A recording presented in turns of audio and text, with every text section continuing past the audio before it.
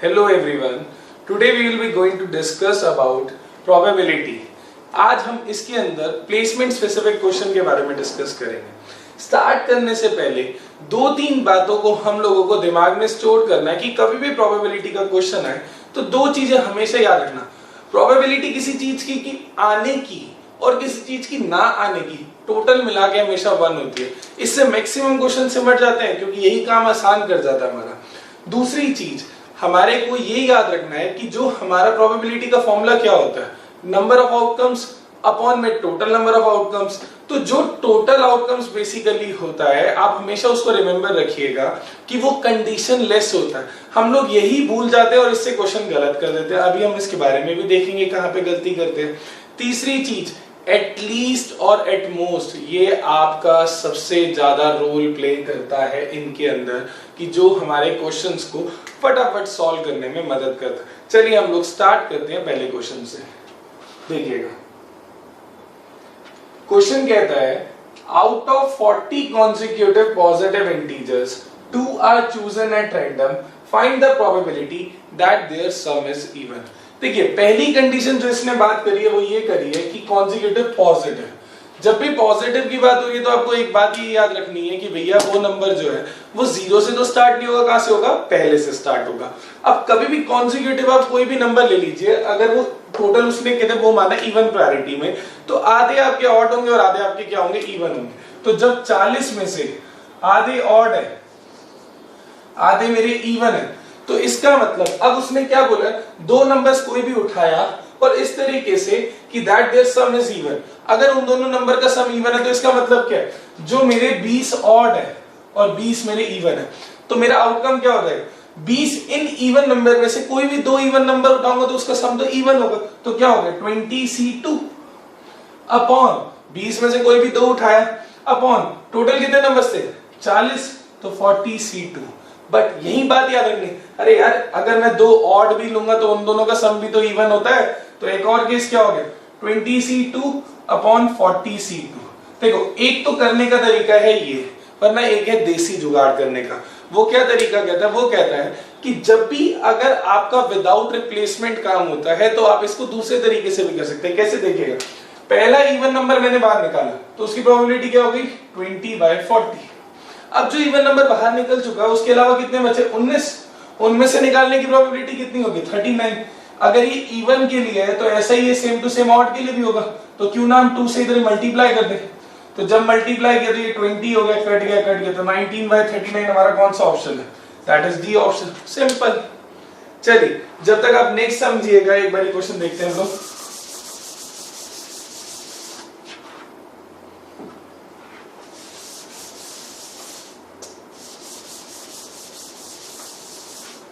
देखना, आपको क्वेश्चन कहता है कि एक कमेटी के अंदर दो पर्सन्स है, इस तरीके say that two men and two women are there. What is the probability that the committee will have only women? अब क्वेश्चन ने कंडीशन वहां दे दी ओनली वुमेन, तो दिमाग में सीधी सीधी बात चली जाती है, यार अगर ओनली वुमेन है तो इसका मतलब सीधी सीधी बात है, जब दोनों बराबर है तो क्या दिमाग में है 1/2, सीधा सीधा टिक क्या मारा 1/2। बट यहीं पे ही क्वेश्चन गलत हो जाता है। मैंने क्या बोला था, प्रोबेबिलिटी के अंदर टोटल आउटकम्स तो कंडीशन लेस नहीं है। आपने जो दो वुमेन्स मानी तो वो तो क्या थी 2C2, वो तो ठीक था, दो में से दो ली। पर टोटल आउटकम्स की अगर बात करूं वो तो 4 है, 4 में से कितने चाहिए एट अ मोमेंट 4C2, क्योंकि भैया केसेस बनेंगे ना, दो वुमेन्स का तो वुमेन हो गया, बट ऐसा भी तो हो सकता है ना वुमेन 1 और वुमेन 2, ऐसा भी हो सकता है men 1 men 2, men 1 women 1 men 1 women 2, तो ऐसे भी तो केसेस बनेंगे। तो इसका मतलब केसेस टोटल दो तो नहीं बनेंगे, कितने बनेंगे, बहुत सारे बनेंगे। तो क्या हुआ 2C2 1 हुआ, 4C2 कितना होता है 6, तो आंसर क्या हुआ 1/6। क्या है ऑप्शन ए ऑप्शन। देखते हैं नेक्स्ट, देखते हैं।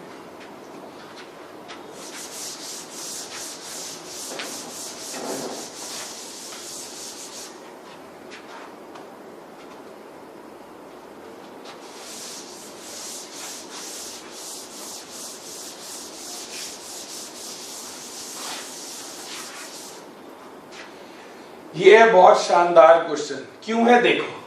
वो कह रहा है कि if 3 squares are chosen at random from the squares of 8 × 8 chessboard, then find the probability that exactly two of them are of same color. मैं यही कंडीशन क्या आ गई कि exactly दो होने चाहिए सेम कलर के। देखो इसमें ना हम लोग लेने बैठ जाएंगे कि भैया 32 क्रॉस, अच्छा तुम्हें ये तो पता होगा कि 8 क्रॉस 8 का अगर स्क्वायर बोर्ड है तो टोटल उसमें कितने स्क्वायर्स होंगे, 64 होंगे। तो इतना तो पता चल गया कि हमारे को नीचे में कितने आउटकम्स लेने पड़ेंगे, 64 लेने पड़ेंगे, ठीक है। अब दूसरी चीज जो उसने बोला है कि जो आपने 3 बॉक्सेस कोई भी आंख बंद करी और मैंने कहा चलिए 3 मेरे हो गए।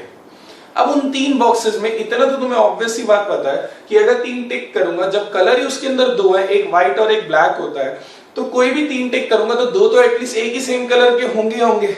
अब इतना करना बहुत मुश्किल है कि देखूं कि कितने ऐसे होते हैं।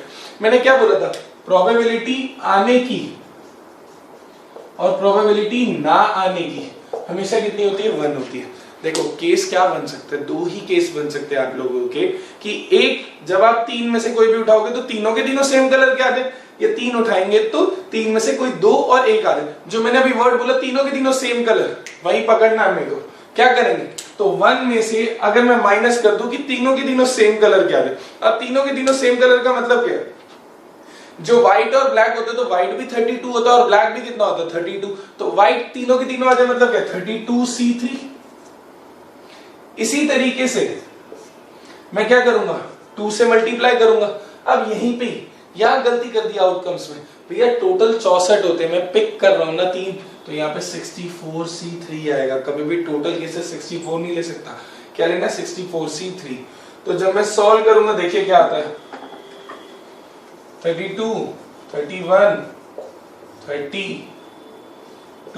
1 माइनस 64, 63 और 62। आप दो लोग सॉल्व कर लेना, कट जाएगा। 31 दूनी 62 होता है, ये हो गया 30, 15 हो गया। 63 में से 15 गया तो कितना होता है, 13 में से 5 गया 8, 5 में से 1 गया तो 4। तो हमारे पास सीधा सीधा आ जाएगा। इसी तरीके से आप लोग सॉल्व करेंगे, वरना 3 5 15, 21 भी हो गया। काट लीजिएगा, आप लोगों को आंसर मिल जाएगा सीधा सीधा 16/21। तो आपका हो गया ए ऑप्शन, ठीक। इसी तरीके से चलिए हम लोग देखते हैं आगे का क्वेश्चन समझते हैं।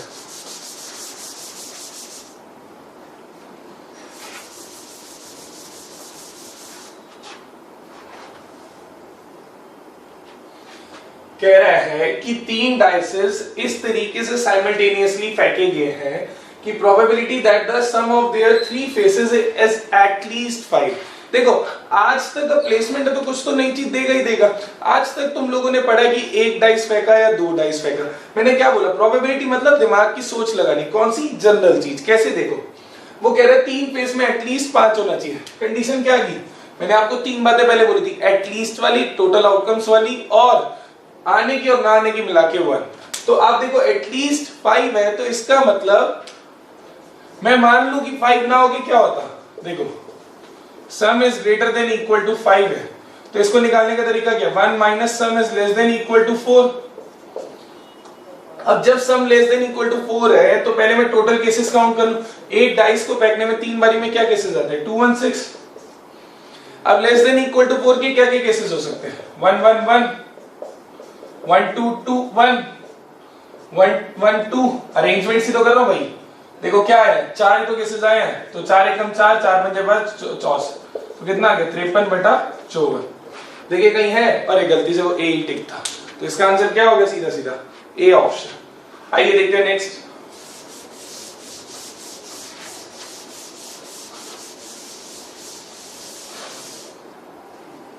इसमें भैया एक ऐसी कंडीशन लगी हुई है जिससे मैक्सिमम का आंसर गलत हो जाता है।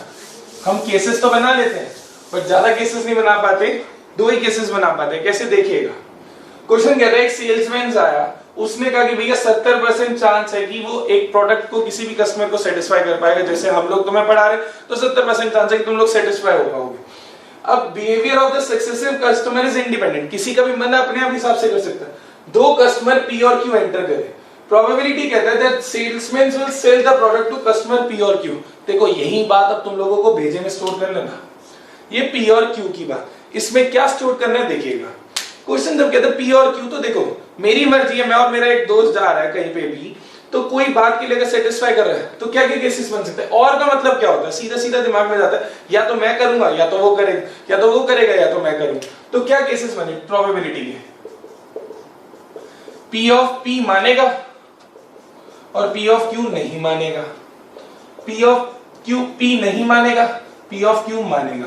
देखो कोई भी चीज उसकी सक्सेस रेट कितनी है, यहाँ पे सक्सेस रेट वाले भी बात यूज होती है। सक्सेस रेट कितनी है उसकी 70%, मतलब 70/100 मतलब 7/100, 7/10, और ना मानने की क्या 3/10। तो यही देखते हैं, अब P मान गया तो क्या प्रोबेबिलिटी थी उसकी 7/10, तो Q तो नहीं माना था उस मोमेंट में, तो क्या हुआ 3/10। इधर क्या हुआ 3/10 इंटू 7/10। देखो अगर मैं इसको ऐड करूं, गलती से मैंने ऑप्शन में नहीं डाला, वरना मैं इसको 0.42 करने वाला था, मैक्सिमम लोग इसको टिक मार देते। भैया बात ऐसा है, और में ऐसा भी तो हो सकता है ना, तीसरा केस की दोनों के दोनों ही दोस्त मान दे, तो दोनों मान जाए तो यहाँ पे एक और भी तो लेना पड़ेगा भाई।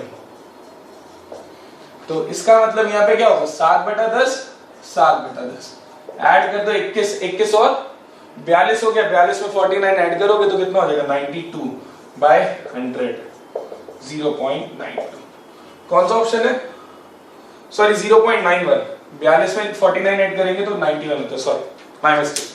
ठीक है, नेक्स्ट देखते हैं इसके अंदर।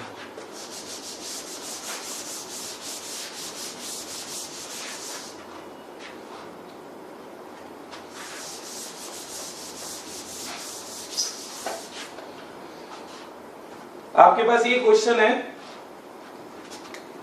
अब आया बढ़िया क्वेश्चन, क्योंकि देखो प्रोबेबिलिटी ना quite similar permutation and combination के, क्योंकि इसका भी बहुत रोल परम्यूटेशन एंड कॉम्बिनेशन से यूज होता है। Probability that a random arrangement of the letter of the word university the two I's do not come together. अब मैंने क्या बोला था, किसी चीज को ना करने की और किसी चीज को करने की प्रोबेबिलिटी मिला के कितनी होती है, एक होती है। तो जब यूनिवर्सिटी में बोला eyes do not come together, भैया बहुत मुश्किल है निकालना, तो क्या करें आई निकाल लेते कि आने की क्या होगी, तो उसके लिए क्या करेंगे 1 में से आई आने की प्रोबेबिलिटी देखो कैसे, 1 2 3 4 5 6 7 8 9 10 लेटर का तो भैया यूनिवर्सिटी वर्ड है, उसमें से रिपीटिंग कितने लेटर्स है, सिर्फ आई है जो है 2 बार, तो इसका मतलब बाकी 8 जो रिपीटिंग नहीं है। अब जब मैं कह रहा हूं कि आई इकट्ठे आ रहे हैं, तो इन आई को क्या करना पड़ेगा, इन दोनों को एक मानना पड़ेगा लेटर।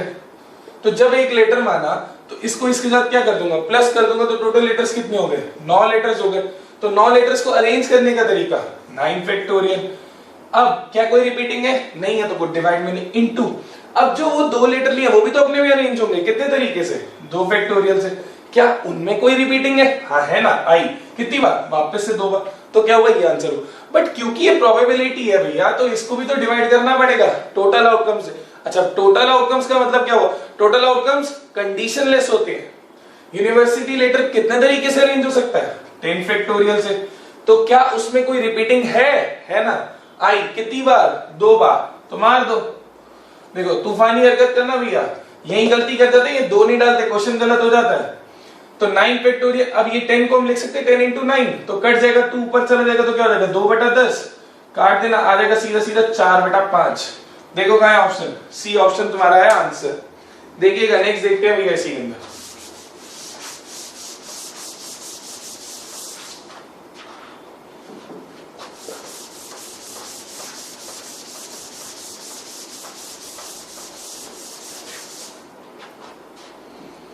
देखिए अब कॉइन्स वाला, आज तुम्हें कॉइन्स को इस तरीके से कराएंगे कि हमें कोई बर्नौली नहीं याद करनी, मतलब बायनॉमियल थ्योरम नहीं याद करनी, हमें जनरल तरीका याद करना।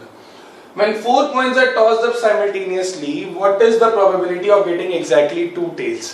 देखो इसको सपोज करो कि तुम लोग इसको पीएनसी के तरीके से सॉल्व कर रहे हो, बस लास्ट में टोटल आउटकम दे देंगे। फेंके कितने कॉइन्स है भाई 4। अब किस तरीके से फेंके हैं कि probability of getting exactly 2 tails, इसका मतलब मैंने 2 टेल्स फेंके और 2 हेड आए, यही है मतलब। अब इसको अगर ध्यान से समझूं तो अगर ये एक लेटर होता तो इसको कितने तरीके से अरेंज करता, कितने लेटर्स में वर्ड है 4, 4 फैक्टोरियल। अब रिपीटिंग है टी 2 बार, एच भी 2 बार, ठीक है, ये तो हुआ अरेंजमेंट। अभी प्रोबेबिलिटी नहीं यूज हुई, अब प्रोबेबिलिटी यूज करते हैं। एक टेल के आने की प्रोबेबिलिटी 1/2, एक ऐसी इसकी भी 1/2, इसकी 1/2, इसकी 1/2, तो टोटल कितना हो गया 1/2 की पावर 4। अच्छा अब देखो क्वेश्चन घुमाने वाला, क्वेश्चन में तो दासो इंसान होता है। 4 फैक्टोरियल बाय 2 फैक्टोरियल नहीं मैच होगा, 1/2 नहीं होगा। यहाँ लिखा 2c, देखो इसको मैंने पहले भी सिखाया था अपनी प्रीवियस स्लाइड में, अगर तुम लोगों को याद होगा पीएनसी की वो प्लेसमेंट स्पेसिफिक में देखा था हमने। 2c 1/2 की पावर 4 गलत, यहाँ देखो ये लिखा 4c2/2 की पावर। अब तुम यही कहोगे ना सर कहीं तो मैच नहीं कर रहा, तो यही मार दो टिक। भैया एक्चुअल में 4c2 यही होता है और साथ में ये होता है, तो हमारा हो गया डी ऑप्शन का आंसर। चलिए नेक्स्ट देखते हैं।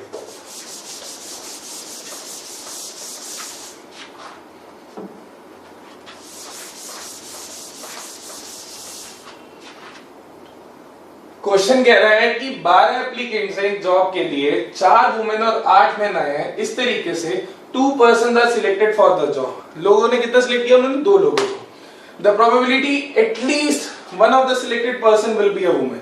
अब कम से कम एक वुमेन होनी चाहिए। अब क्या कहते हैं भाई, मजदूरी, जिंदगी में मजदूरी तो दिमाग में, एक वुमेन होनी चाहिए। तो मान लेते एक वुमेन एक मैन, और या तो दोनों के दोनों वुमेन। मैंने क्या बोला, एटलीस्ट जिंदगी में भी कभी भी आए ना, कंडीशन यही है इस वीडियो को बनाने का कि पहले हम लोग ये सीख लेते हैं फंडामेंटल्स में कि एटलीस्ट का क्या रोल होता है।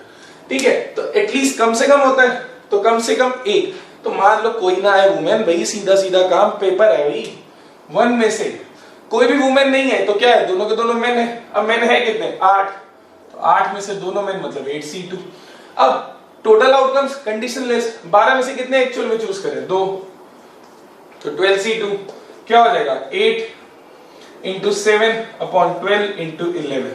तो काट देना भैया, 12 11 132, 132 माइनस कर दो 56 अपॉन में 12 इंटू 11 ही रहने दो, 2 6, 12 में से 5 गया 76, 12 में से 5 गया 12 इंटू 11। देख लीजिएगा कहीं ना कहीं जोन सा भी मैच कर रहा है। 2 से 38 हो गया, 2 3 से 6, 19, 19/33 हमारा आ गया ए ऑप्शन। ठीक है, आगे देखते हैं।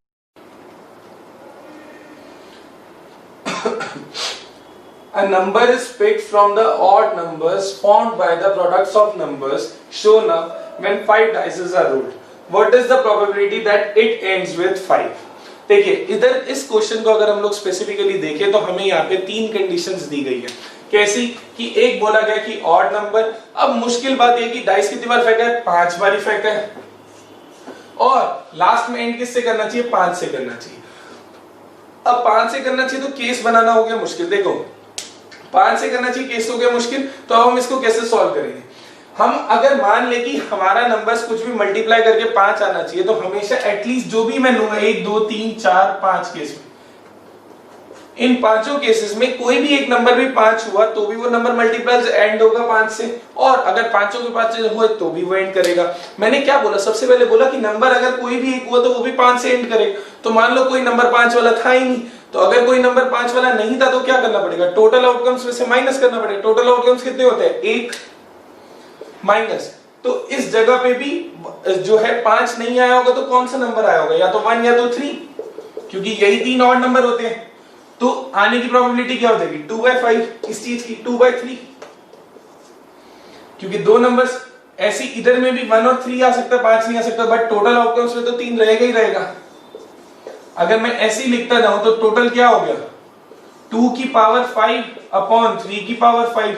तो देखिए कहीं ऑप्शन है हमें दिख रहा है 1/1 माइनस 2/3 की होल पावर 5। देखिए गलती से ये ऑप्शन जो ना गलत डल गया, यहाँ पे 5 आना था और यही आपका आंसर था। देखिए नेक्स्ट देखते हैं हम इसके अंदर।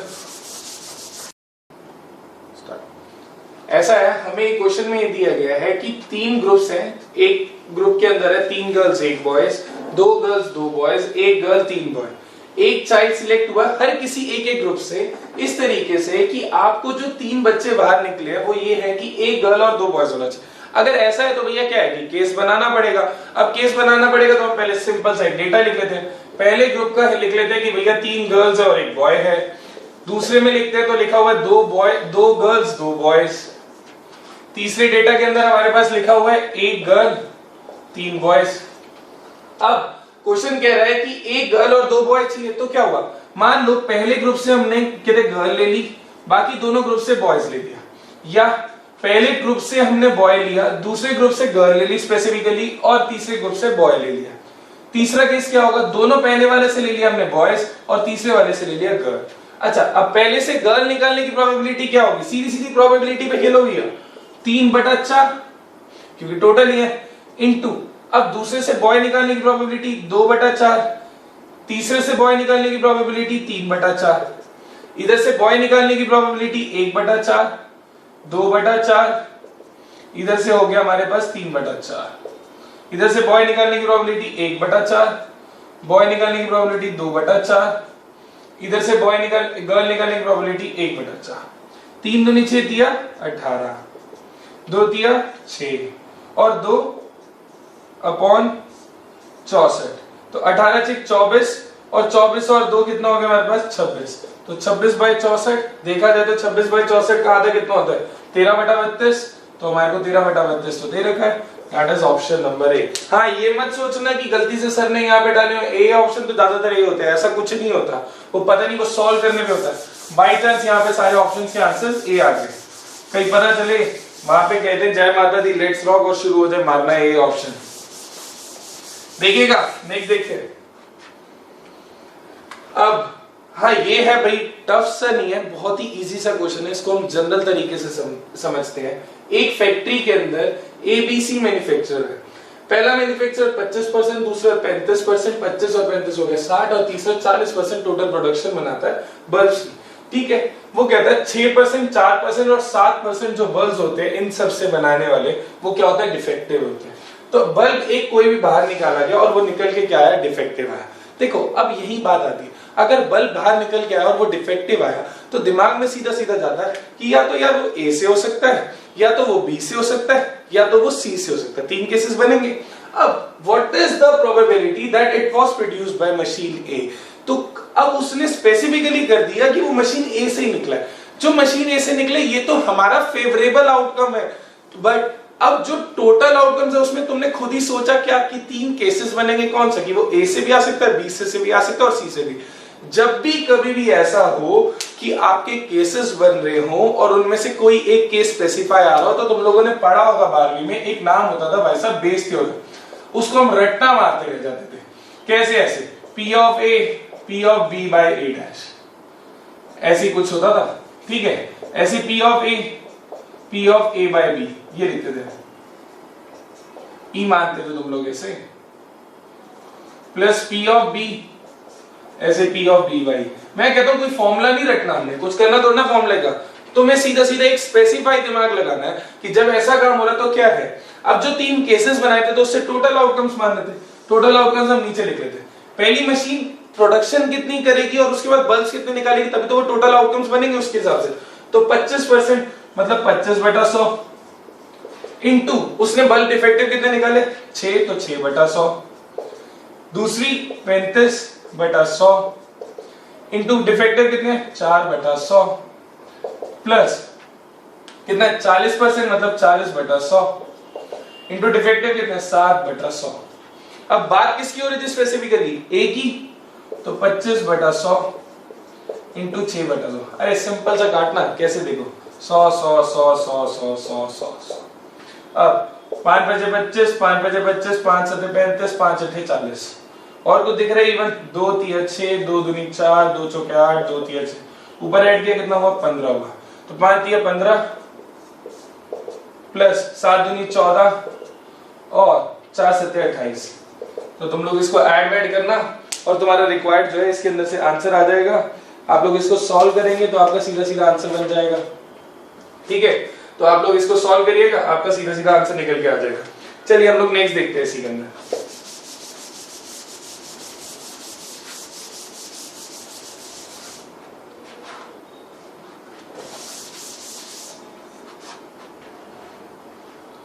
A coin is tossed 100 times. What is the probability of getting tails on odd number of times? भैया एंडिंग करनी है वीडियो की तो कुछ दासों से तो एंडिंग करें। क्वेश्चन कहता है कॉइन को फेंका गया 100 बारी और प्रोबेबिलिटी निकालिए कि वो टेल्स आ रहे हैं ऑड नंबर ऑफ टाइम।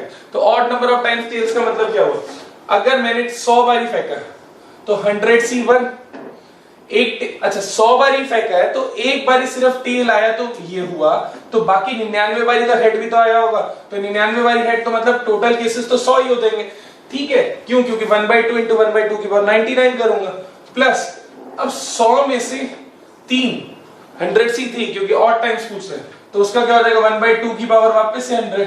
क्यों? क्योंकि सक्सेस। अब देखिए इसको कंपैरिजन करते हैं हम लोग बायनोमियल से, तो बायनोमियल कहता था NCR p की पावर r, q की power n minus r। p होता था सक्सेस, q होता था फेलियर। आने की चीज, क्यों, किसके आने की चीज, टेल के आने की चीज, कितनी प्रोबेबिलिटी है 1/2। तो ना आने की भी तो कितनी होगी 1/2। तो ऐसी तुम करोगे तो 100c3 ऐसी 100c5 1/2 की पावर 100 प्लस 100c99 1/2 की पावर 100। अब अगर किसी को ये याद हो तो आप लोग हमेशा दो फॉर्मूले याद रखिएगा, एक NC0 NC1 up to NCN जो होता है वो तो होता है 2 की पावर n। अगर ऐसी ऑड नंबर ऑफ टाइम्स हो NCN माइनस 1, अगर इसी तरीके से तो होता है 2 की पावर n माइनस 1।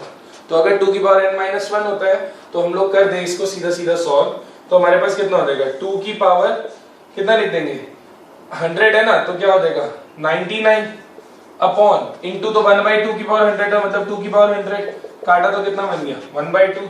1/2 में कौन सा ऑप्शन दिख रहा है, ए। तो दैट्स ऑल।